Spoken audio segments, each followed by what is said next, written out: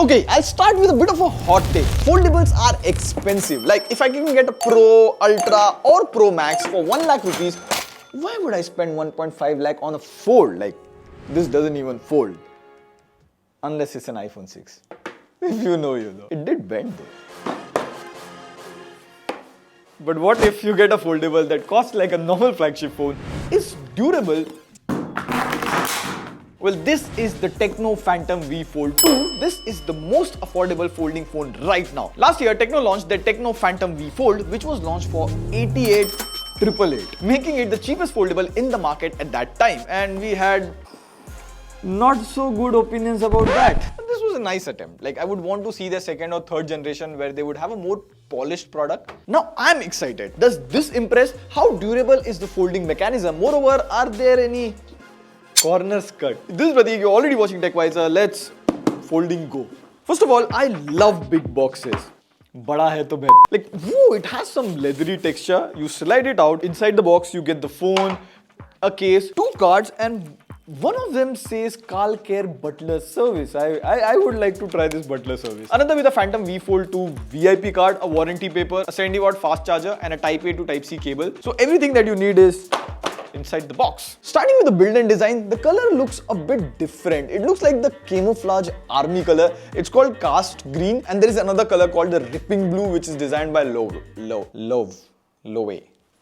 Fashion names. On the right side, you have lock button, which is also a fingerprint scanner, volume buttons. The left is the hinge, which has a matte finish, as well as the Phantom logo and all. It's made up of aerospace grade material, and Tecno is claiming that it can handle up to 4 lakh folds. By the way, this video is made in collaboration with Tecno, but we'll be testing everything live with you and opinions are ours. Now, flipping onto the front, this is the most important part of a folding phone, display. So on the front, you get a 6.42-inch cover screen with Corning Gorilla Glass Victus 2 protection. It's pretty much the same cover display with 2 minor changes this year. Number 1, you get better glass protection this time. Also, the display feels very one-hand friendly. I can move across the display and type with ease with just one thumb. And the display here is an LTPO display, so if you're scrolling, typing, or whatever you're doing, the refresh rates adjust accordingly, which helps in saving the battery. The second change is brightness nits. When you're using Google Maps for navigation or booking a cab ride and all, the display outdoors is bright enough. The only thing is, if you're watching movies and videos on the cover screen, and if you zoom in, the screen estate goes out. But again, come on, who watches movies and videos on the cover screen?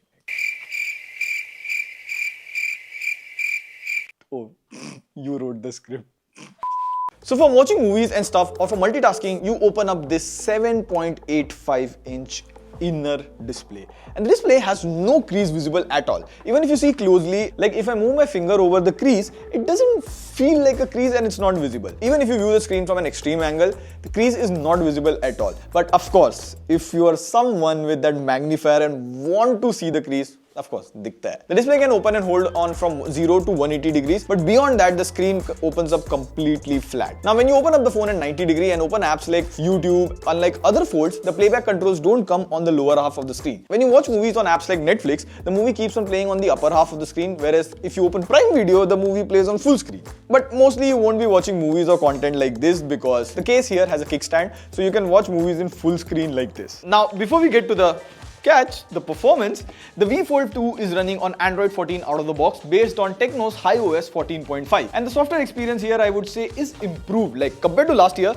the app switching from cover display to inner display or from the inner display to the main display happens smoothly without any issues. But here's an interesting thing that I found. See, if I'm using Google Chrome on the inner display and I just closed the phone and kept it inside my pocket, when it doesn't detect my face for 2 seconds, the phone will automatically lock.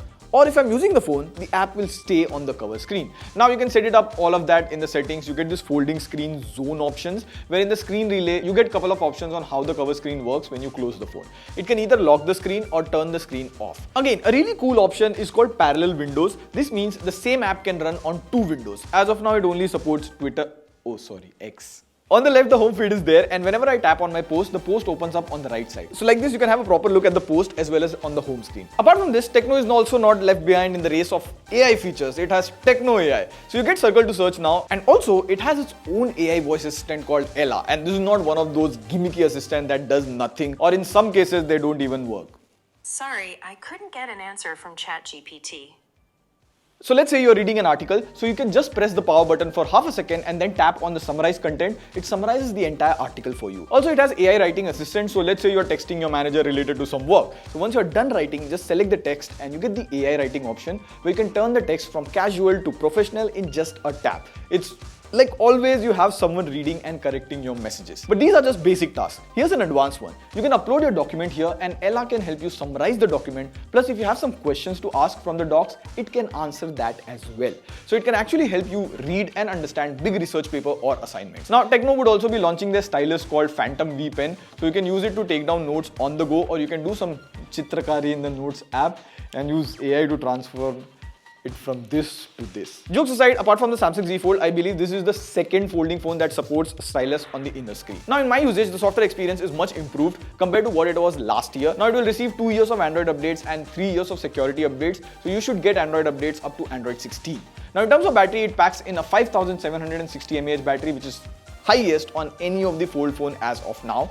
And while using the phone mostly on the cover screen, watching movies inside, multitasking, it easily lasts you an entire day. It supports 70-watt fast charging, and it's good to see that they didn't even skip on wireless charging as well as reverse wireless charging. Okay, so till now you might be thinking, but I think this seems too good to be true, a folding phone at 80,000, like how is this possible?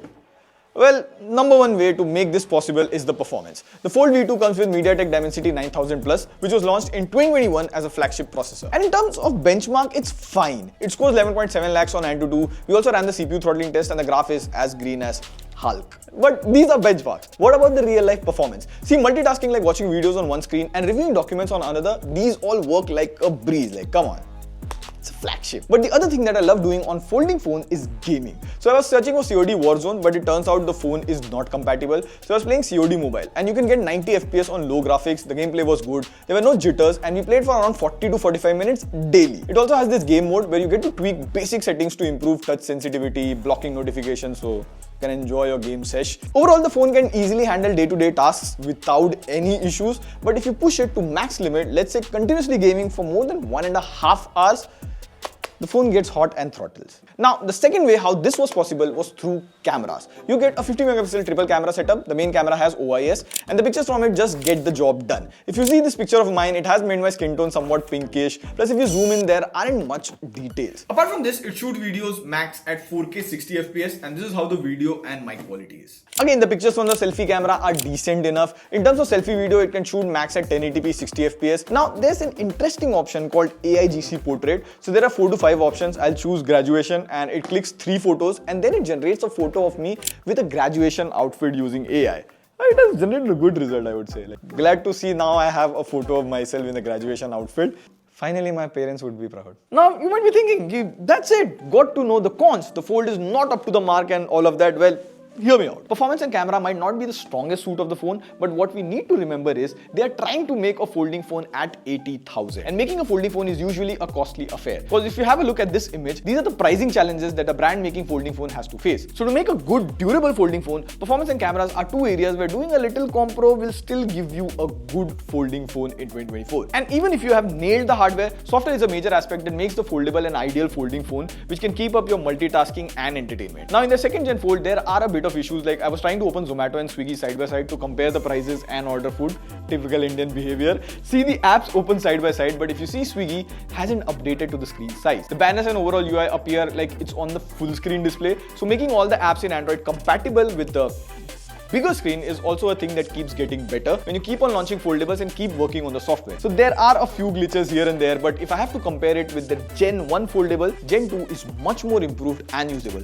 So here's how I see the folding smartphone market. On one side, there are well-known established brands who just don't want to innovate and just serve the same dish every single time. Whereas there are some competitive brands on the other side who are pushing the limits with pricing, hardware, everything. The only thing to check out would be how is the after-sales service for Tecno on this Fold, because we did it last year and it didn't turn out to be that great. Let us know what are your thoughts on the most affordable folding phone. On that note, this is Play signing off. See you in the next video. Pew, pew, pew.